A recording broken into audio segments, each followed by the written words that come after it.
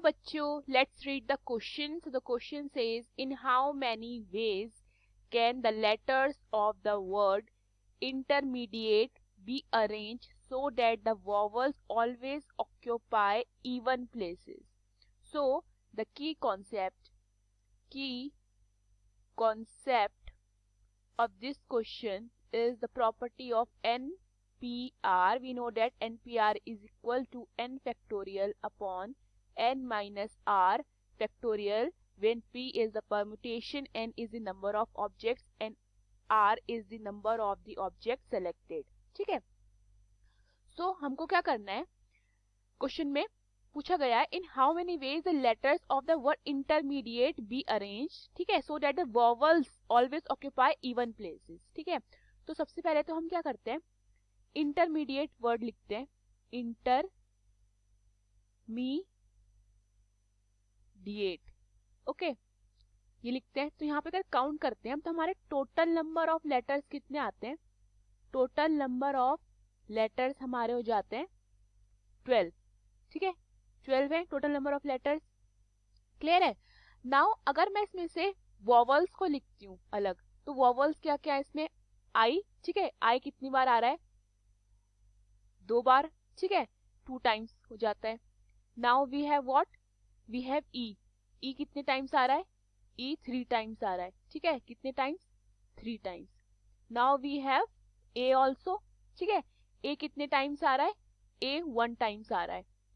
ठीक है, वॉवल में ए भी आता है, तो ए कितने टाइम्स आ रहा है, 1 टाइम आ रहा है. इतना क्लियर है.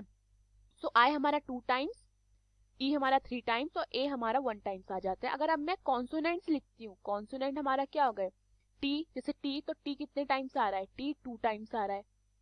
बाकी बचे हुए कितने, बाकी बचे हमारे एन, आर, एम, डी, ये सब कितने टाइम्स आ रहे हैं, 1 टाइम्स आ रहे हैं. इतना क्लियर है. अब उन्होंने क्या बोला है, उन्होंने ये बोला है that vowels always occupy even places. तो 1 2 3 4 5 6 7 8 9 10 11 12 ये हो जाते हैं मेरे. तो जो हमारे इवन प्लेसेस है that is second, fourth, sixth, 8, 10th, 12th, इसमें हमेशा क्या आएंगे, वॉवल्स आ रहे होंगे. ठीक है, इसमें क्या आ रहे होंगे, वॉवल्स आ रहे होंगे. और जो बाकी के बच गए हमारे, उनमें क्या आ रहे हैं, बाकी के बचे में आ रहे हैं हमारे कॉन्सोनेंट्स. ठीक है. नाउ अगर मैं टोटल नंबर ऑफ वेज लिखती हूँ, अगर मैं नंबर ऑफ वेज को कॉन्सोनेंट लिखती हूँ, so number of ways for consonant क्या हो जाएगा मेरा, number of ways for consonants,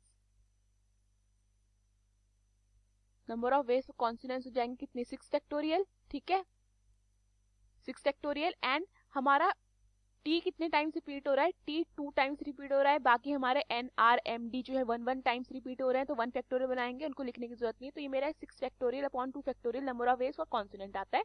ठीक है, अगर मैं number of ways for vowels लिखती हूँ, number of ways for vowels, ठीक है, तो वो क्या हो जाएगा मेरा 6 फैक्टोरियल अपॉन मेरा आई कितने टाइम्स आ रहा है, 2 टाइम्स, 2 फैक्टोरियल. मेरा ई कितने टाइम्स आ रहा है, 3 टाइम्स, तो 3 फैक्टोरियल. एंड ए कितने टाइम्स आ रहा है, 1 टाइम, तो 1 फैक्टोरियल. ठीक है, तो ये मेरे number of waves of vowels आते हैं. अगर मैं टोटल नंबर ऑफ वेव्स लिखती हूँ, total number of waves when vowels occupy even places. ठीक है, so total number of waves when vowels occupy even places. ठीक है, this is even places.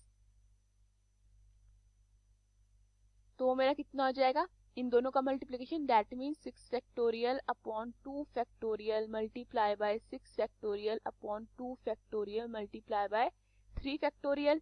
ठीक है, तो ऑन सॉल्विंग ये कितना हो जाएगा मेरा, 6 factorial multiply by 5 multiply by 4 multiply by 3 multiply by 2 multiply by 6 multiply by 5 multiply by 4 multiply by 3 multiply by 2. And नीचे मेरे पास कितना है, 3 factorial multiply by 2 and 3 sorry 2 factorial 2, that means 2 multiply by 1, 3 multiply by 2 multiply by 2 multiply by 2, ठीक है। तो 2 से 2 कटता है, 2 से 2 कट जाता है हमारा, एंड 2 2 जा 4 एंड 3 से 3 कटता है। तो मेरे पास ऑन सॉल्विंग कितना आता है 21600। so the total number of ways when vowels occupy even places कितना आता है 21600। hope you understood the question, thank you।